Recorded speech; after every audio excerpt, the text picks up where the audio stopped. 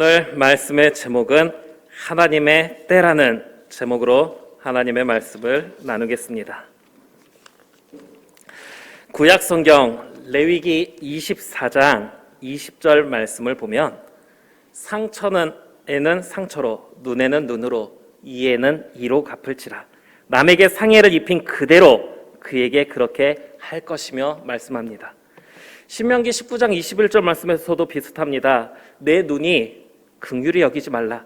생명에는 생명으로, 눈에는 눈으로, 이에는 이로, 손에는 손으로, 발에는 발로이니라. 받은 그대로 갚아주라는 말씀을 보게 됩니다. 당대의 이 말씀은 필요 이상의 보복과 더 큰 다툼이 일어나는 걸 막아주는 가장 공정한 방법이었습니다. 내가 누군가에게 한 대를 맞았는데 화가 난다고 해서 2대 때리면 그 사람은 한 대밖에 안 때렸는데 2대 때렸다고 해서 다시 한 대를 때리게 될 것이고, 그러다 보면 다툼은 더욱더 커지게 됩니다. 그래서 그런 더 커지는 다툼을 막아주는 딱 공평하게 했던 만큼만 돌려주라는 공정한 방법이었습니다. 그런데 오늘 이 시대를 살아가는 우리는 어떻게 합니까? 말씀을 지킨다면서 그러면 똑같이 되갚아주는 행동을 하고 있습니까? 누가 한 대 때리면 나도 한 대 때려버리고, 누가 나에게 손해를 끼치면 똑같이 손해를 끼치는 행동 하고 있으십니까? 우리는 그렇게 행동하지 않습니다. 왜 그렇게 행동하지 않습니까? 마태복음 5장 44절 말씀을 보면 나는 너희에게 이르노니 너희 원수를 사랑하며 너희를 박해하는 자를 위하여 기도하라. 예수님께서 우리에게 새로운 가르침을 주셨기 때문입니다. 우리는 성경을 볼 때 성경을 전체적으로 보아야 합니다. 특정 부분, 특정 구절만 보아서는 안 됩니다. 이단들은 특정 단어, 구절만 보고 가르치지만 우리는 전체적인 맥락에서 우리에게 주시는 하나님의 말씀을 바르게 보아야 합니다. 또 중요한 것은 내용을 전체적으로 본다고 해서 수박 겉핥기식으로 대충 보아서는 안 됩니다. 성경을 볼 때 자세하게 제대로 보아야 하는 것입니다. 지금도 유튜브에 신천지 그룹이라고 검색어를 치면 맨 위에 뜨는 영상이 있습니다. 신천지 강사가 성경에 그룹이라고 기록된 부분을 보면서 그룹, 1그룹, 2그룹 하듯이 모든 조직에 대해 강의하는 영상입니다. 오래전 올라온 영상인데 하도 유명해서 맨 위에 올라와 있습니다.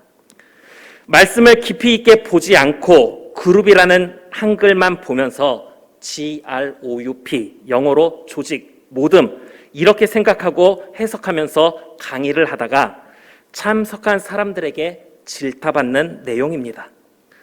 히브리어로 케루빔이라고 해서 천사를 가리키는 단어를 우리 한글로 그룹이라고 이렇게 번역을 해 놓았는데 그냥 그룹이라는 글자만 보고 그냥 모둠, 조직 이렇게 생각하고 가르치다가 성경 어디에 그런 내용이 나왔느냐며 질타받는 영상인 것입니다. 우리는 말씀을 전체적으로 보면서 또 자세하게 보아야 합니다.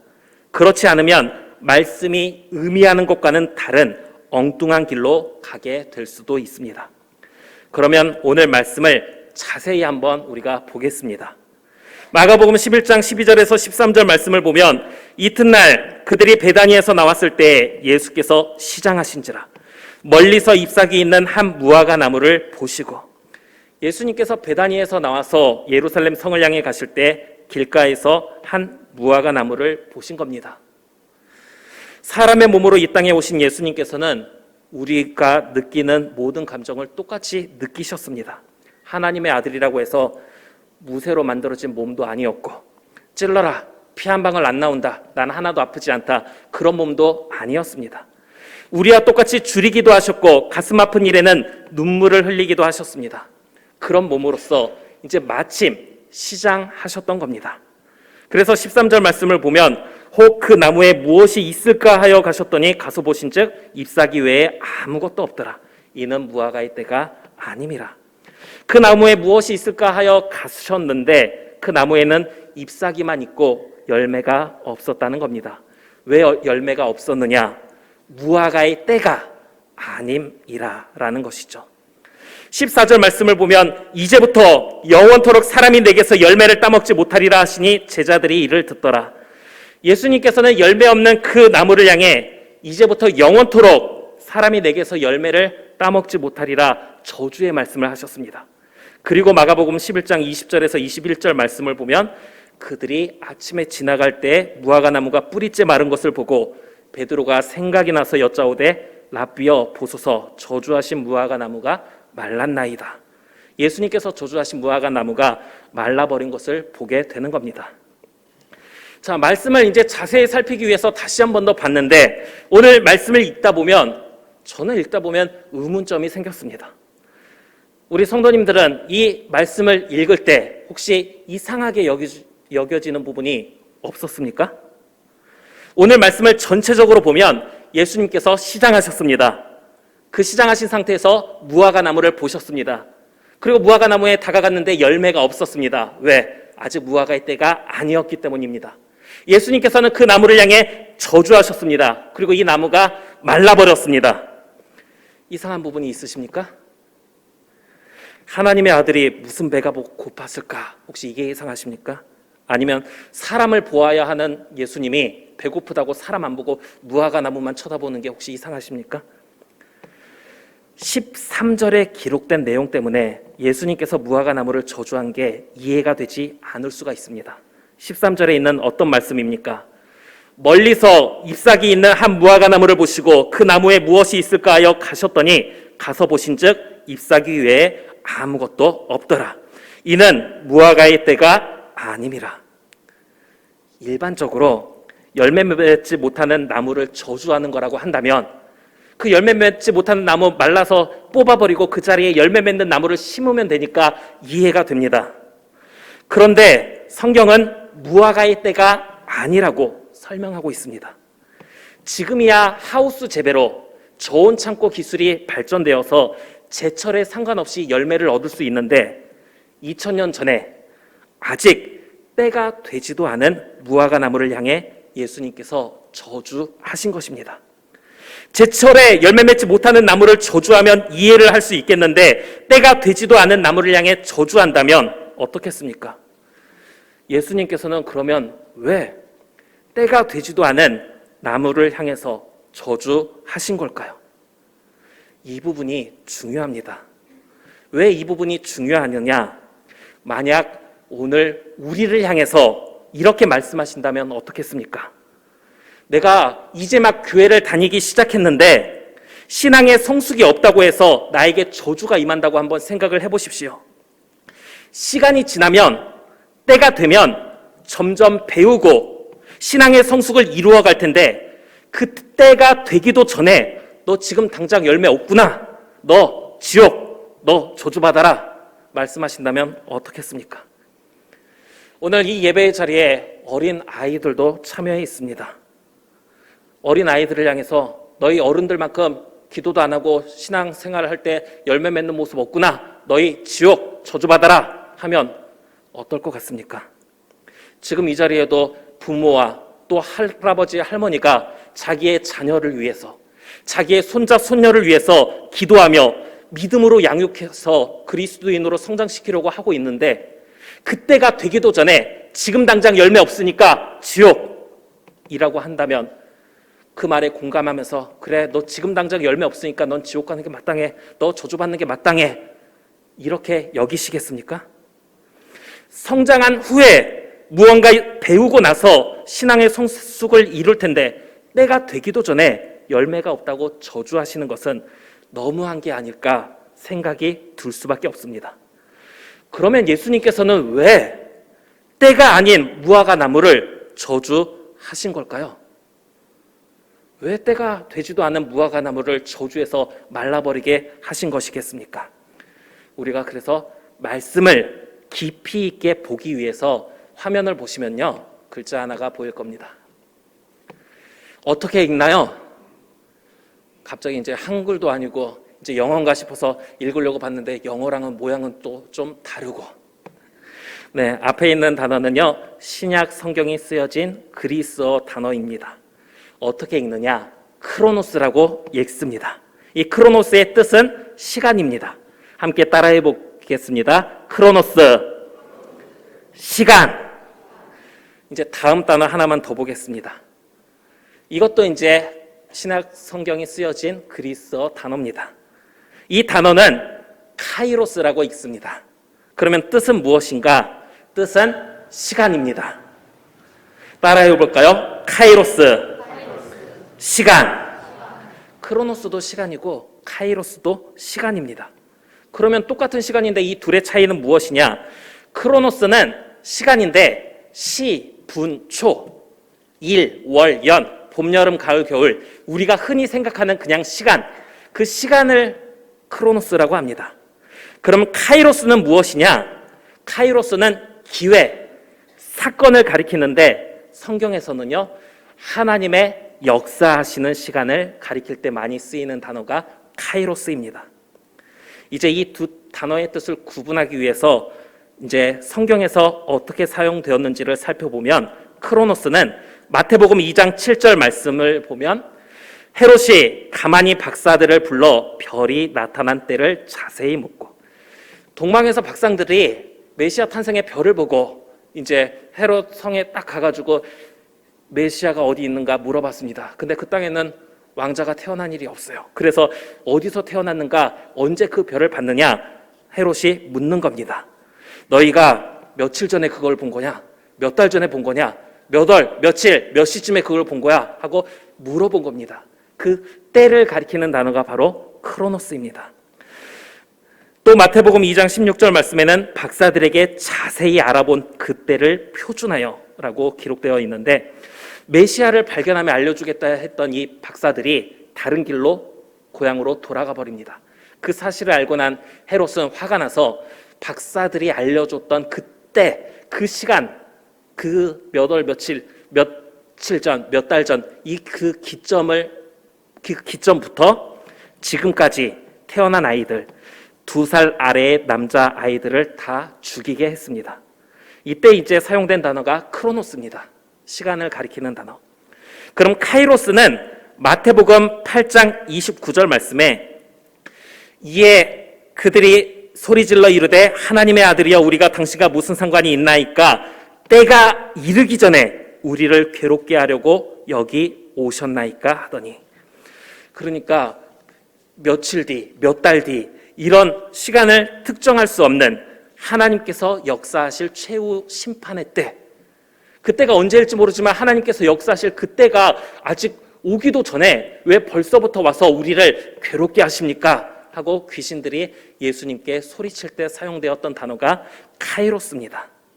그때 우리가 시간으로 특정할 수 없지만 하나님께서 역사하시는 때, 우리 다시 한 번만 함께 따라해 보겠습니다. 크로노스, 시간, 시, 분, 초, 카이로스, 시간, 기회, 사건, 하나님의 역사의 시간.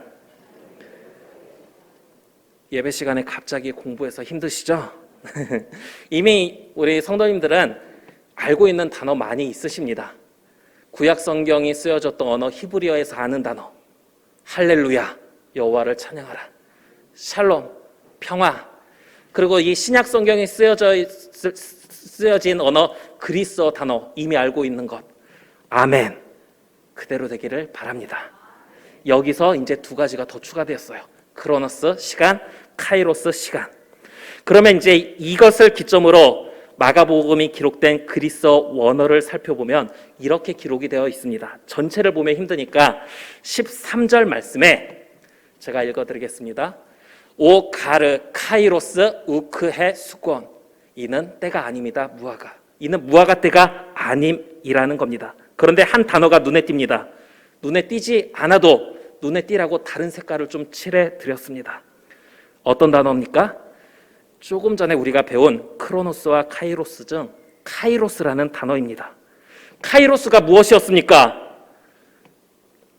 크로노스는 시간인데 우리가 흔히 생각하는 10분초의 시간이고, 카이로스는 하나님의 역사의 시간. 이는 무화과의 때가 아님이라는 말 때문에 예수님의 저주가 이상하게 여겨지는 것은 여기서 쓰인 단어 카이로스를 크로노스의 시간적 개념으로 생각해서 왜 아직 때도 되지 않은 무화과 나무를 예수님께서 저주하신 걸까? 이런 생각을 갖게 된다는 겁니다. 그래서 때도 아닌 나무를 저주하신 예수님의 행동이 이해가 안 되는 것입니다. 그런데 오늘 우리가 말씀을 깊이 있게 주의 깊게 살피기 위해서 성경에 쓰인 원어로 살펴볼 때 우리가 생각하던 시간을 의미하는 크로노스가 아니라 사건을 의미하는 하나님의 역사를 의미하는 카이로스라는 단어가 쓰였다는 것을 보게 되는 겁니다. 그래서 무화과의 때가 아님이라는 이 성경 구절을 다시 보면 이 무화과 나무가 제철이 아니었다, 이게 아니라 하나님의 권능의 시간이 되지 못했다라는 것입니다. 하나님의 역사의 시간이 아니었기 때문에 무화과 나무는 열매를 맺지 못한 것입니다. 제철이 안 된 거랑 하나님의 역사의 시간이 되지 못한 거랑 무슨 차이가 있겠습니까? 무슨 차이가 있느냐? 지금 이 상황이 어떤 상황인지를 생각해 보면 됩니다. 오래도록 기다려온 메시아, 그 메시아 하나님께서 인간의 몸을 입고 이 땅에 오신 사건입니다. 그러니까 멀리만 있고 언제 올지도 모르는 하나님이라고 생각됐는데 그 하나님께서 지금 인간 세계, 인간의 땅에 오셨던 때라는 겁니다. 지금 이 땅에 성자 하나님께서 오셨는데 귀신들도 하나님의 권능의 시간 앞에서 벌벌 떨며 폭풍과 파도도 잠잠해지고 있는데 예수 그리스도를 통해 나타나는 하나님의 권능의 시간을 경험하지 못하고 있다는 겁니다. 무엇이? 바로 이 무화과 나무가. 그러면 성자 하나님께서 이 땅에 오셨을 때 누가 하나님의 권능의 은혜를 경험하고 있습니까? 누가 그 마음 가운데 믿음을 가지게 됩니까? 가난한 자, 억눌린 자, 병든 자, 죄인들이 예수님 앞에 와서 병에서 나음을 받고 모든 억압과 눌림에서 해방되며 그 마음 가운데 하나님을 받아들입니다. 하나님의 때, 하나님의 권능의 시간에 예수 그리스도를 통해 하나님의 은혜가 그들에게 전해지는 것입니다. 그러면 하나님의 권능의 은혜를 누가 경험하지 못합니까? 누가 그 마음 가운데 하나님을 받아들이지 못합니까?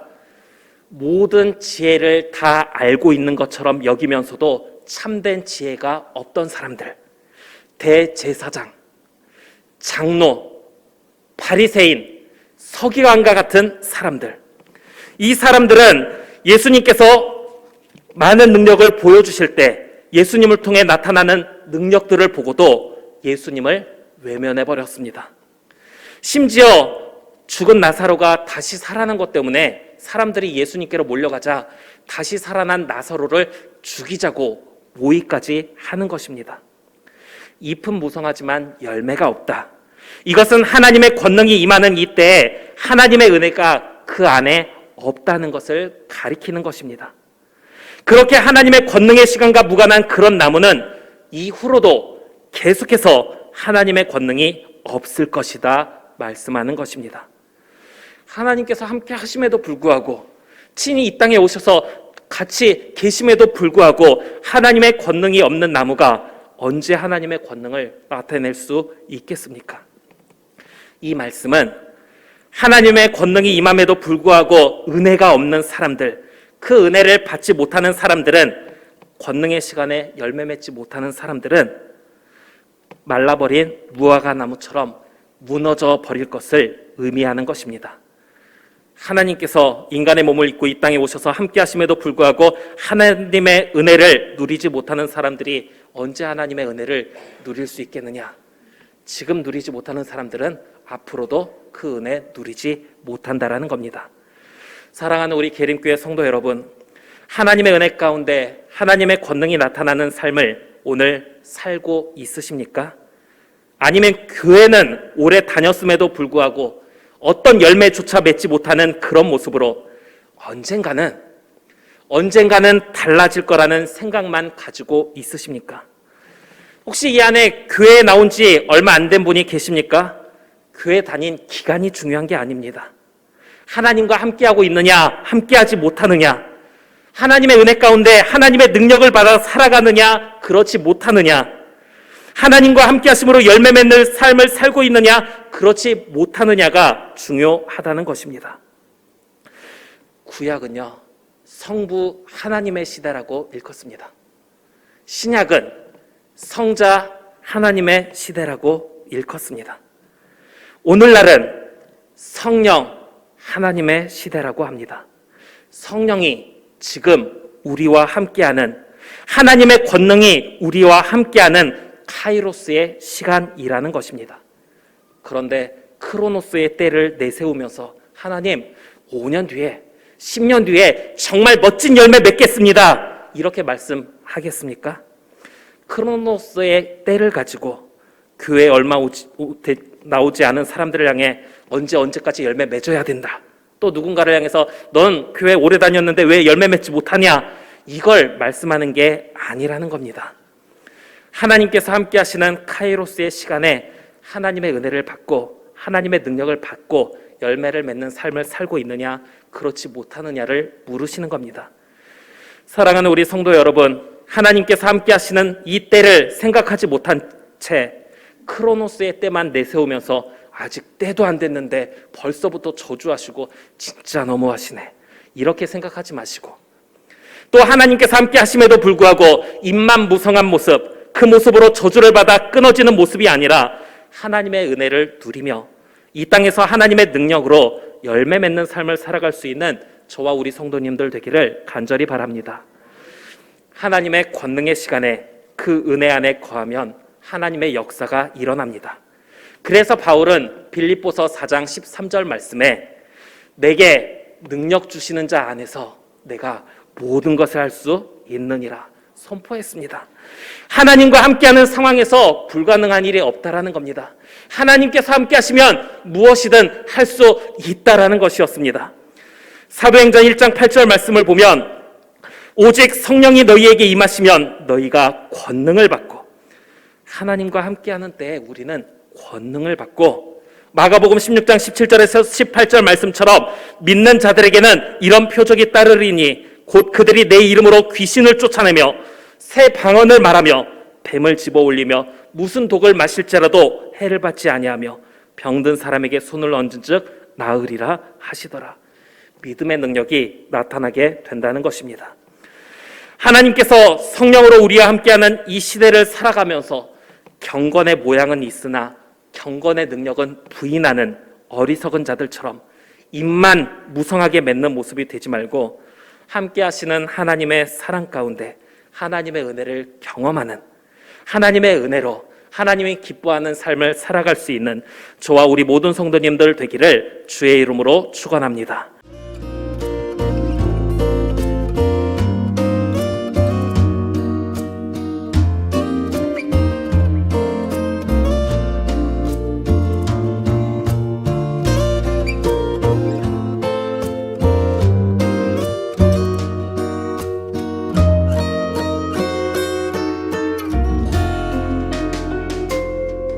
나의 모든 기도가 주님께 드려지는 아름다운 시가 되게 하여 주소서.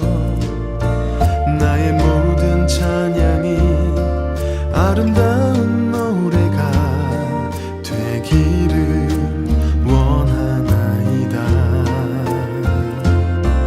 나의 모든 생각이 주님께 올라가는 향기로운 향이 되게 하여 주소서.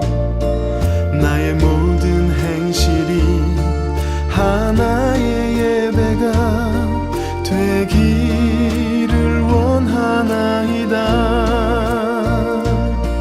당신의 크고도 놀라운 사랑을 의지하며 경배드리니 나의 고통과 나약함은 사랑으로 감싸주소서. 오 전능하신 주여, 나의 영혼을 깨끗하게 하시고 주여 당신의 영광을 위하여 날마다 찬양하게 깨끗하게 하여 주소서.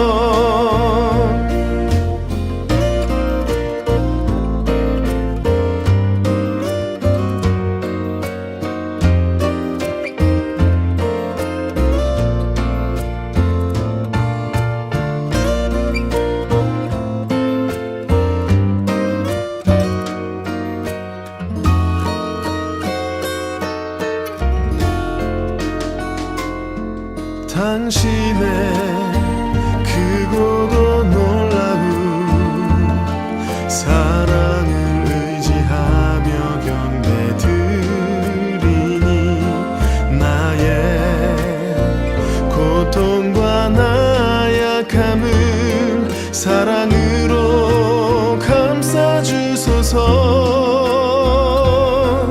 오 전능하신 주여, 나의 영혼을 깨끗하게 하시고 주여 당신의 영광을 위하여 날마다 찬양하게 하여 주소서. 오 전능하신 주여, 나의 영혼을 깨끗하게 하시고 주여 당신의 영광을 위하여 날마다 찬양하게 하여 주소서. 날마다 찬양하게 하여 주소서.